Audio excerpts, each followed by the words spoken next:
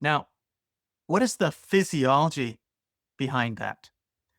What is the physiological basis between high frequency coupling and low frequency coupling? So let's first focus on high frequency coupling.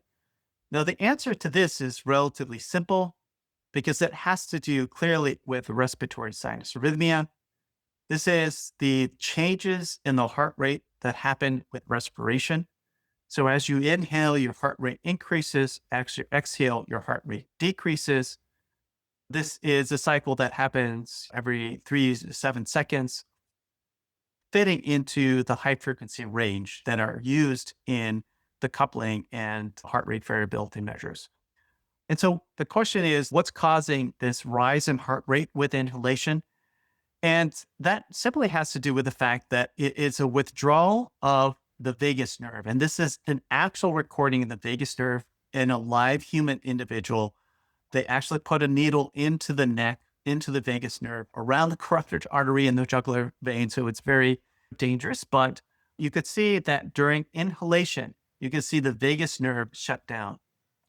And so what's happening is as you inhale, your vagus nerve, the vagal brake is removed. And so your heart rate goes up. And as you exhale, your vagus nerve comes back in. Respiratory sinus arrhythmia is all mediated through the vagus or the parasympathetic nervous system. And the reason the parasympathetic nervous system is involved and not the sympathetic nervous system is involved, it has to do with the dynamics that happens at the SA node. So this is a study that was done in dogs, I believe. They stimulated the vagus nerve here with electrical stimulation, and you can see that the heart rate immediately decreases. Then it immediately recovers after you stop the electrical stimulation. The sympathetic nervous system, on the other hand, so if you activate the sympathetic nerve to this SA node, you can see that this electrical stimulation does cause a rise in the heart rate, but there's a lag here, sometimes 5 seconds or so. And then the rise in heart rate doesn't happen immediately. It sort of has a gradual change. And even after you stop the electrical stimulation, the heart rate doesn't decrease right away. There's a lag, and then the decrease is reduced. So again, the sympathetic nervous activity has a delayed onset, slow execution, and long recovery time. And so this is why the respiratory sinus arrhythmia that you see, which falls into the high frequency range, is all purely parasympathetic, and the sympathetic is too slow to fit into this high frequency range. So when we're talking about this high frequency coupling, this indicates the parasympathetic nervous activity, and it doesn't reflect sympathetic nervous activity. So what about the low frequency coupling? So we know for low frequency coupling, in terms of heart rate variability, not cardiopulmonary coupling, in terms of heart rate variability, it has to do with the baroreflex mechanism. And it's just simply the fact that the baroreflex is a mechanism to control blood pressure.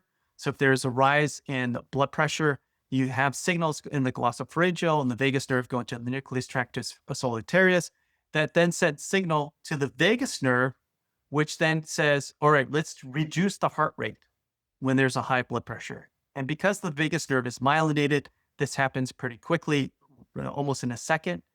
The sympathetic nervous system sends signals to both the SA node to increase the heart rate or to decrease the heart rate. In this case, if there's an increase in blood pressure, it reduces the heart rate, and it also causes the heart to relax so that the inotropy, the strength of the contraction, is reduced. And it also sends a signal to the vessels to relax so that the blood pressure is reduced. But there's a time lag for this for a number of reasons, which I won't go into detail here. But the time lag is about 7 to 20 seconds. And this corresponds to this low frequency range of about 0.04 to 0.15 hertz.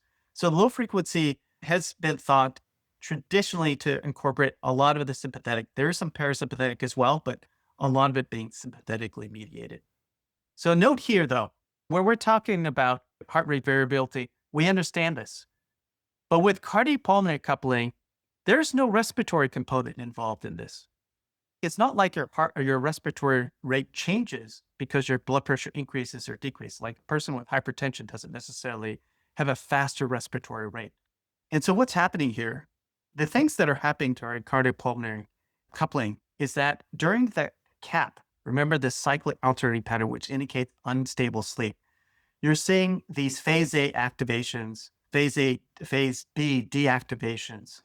And you can see here that you have respiratory changes that occurs during the activation or arousal periods. And then you also see the changes in heart rate too. And so as a result, the cardiopulmonary coupling that is happening at the low frequency range has to do with the on and off periods that are occurring with these activations or arousals. And so again, it has to do with this repeated cycle of sympathetic nervous system activity during phase A, followed by parasympathetic recovery. And this cyclical time to frequency calculation suggests so the period of cap cycles from one phase A to the next is about 20 to 40 seconds.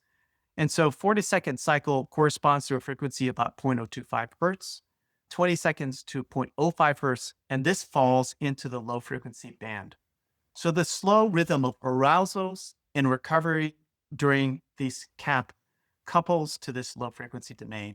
But it's important to note for cardiopulmonary coupling, the band that is used here, 0.01 to 0.1 hertz, is not the same as the heart rate variability low frequency band, which is 0.04 to 0.15 hertz. And the reason this is broader and at lower frequencies is probably because this is slower, like the lag between these two things are slower. So that is an explanation a little bit of what is the low frequency cardiopulmonary coupling indicate physiologically.